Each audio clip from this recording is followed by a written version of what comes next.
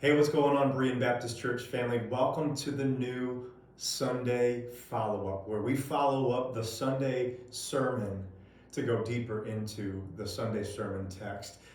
One of the hardest things for me to do as a preacher is to decide what I'm going to include and not include from my studies.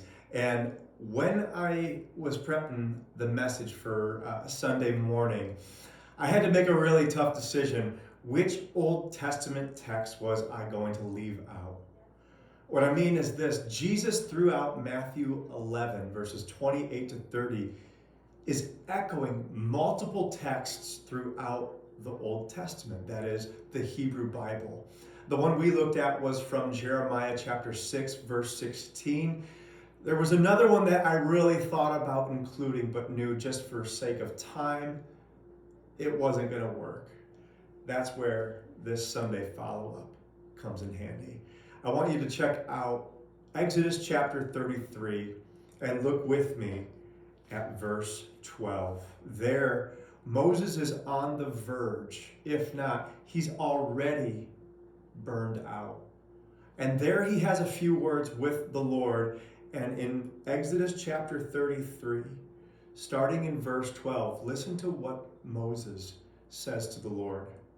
You have been telling me, lead these people, but you have not let me know whom you will send with me. You have said, I know you by name, and you have found favor with me. And then Moses says this to the Lord.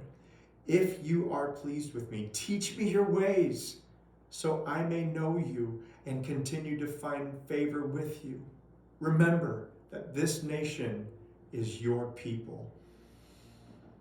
Moses is giving to the Lord here a little bit of a complaint.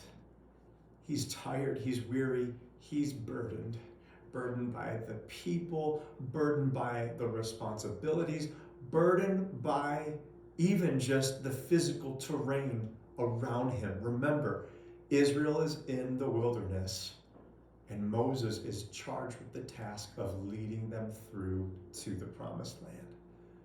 He's tired and weary, he's burdened, and he says, who are you going to send with me so I can get there? I'm on the verge of burnout. I can't do it alone. Listen to how the Lord responds. Verse 14, the Lord, Yahweh, replied, my presence will go with you, and I will give you rest.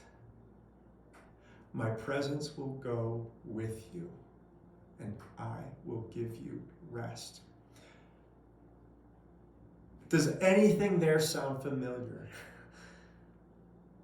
Well, when we go back to Matthew chapter 11, verse 28, these are the words Jesus says. Come to me, all you who are weary and burdened, and I will give you rest. Rest is not a reward we earn, church. It's a gift we receive. But it's not only a gift we receive, it's a process we engage. We receive the gift through the process, and so, as I told you Sunday, as I closed up my message, to the degree that we engage the process of rest, that is, discipleship to Jesus, we will receive from him the gift of rest. And to the degree that we receive from him the gift of rest, we will be a gift of rest to the people and places around us. I look forward to stepping into this new season for the rest of the summer of rest and renewal. I can't wait to have coffee, conversation, and connection with some of you. And the coffee, conversation, and connection you'll share with one another. See you then.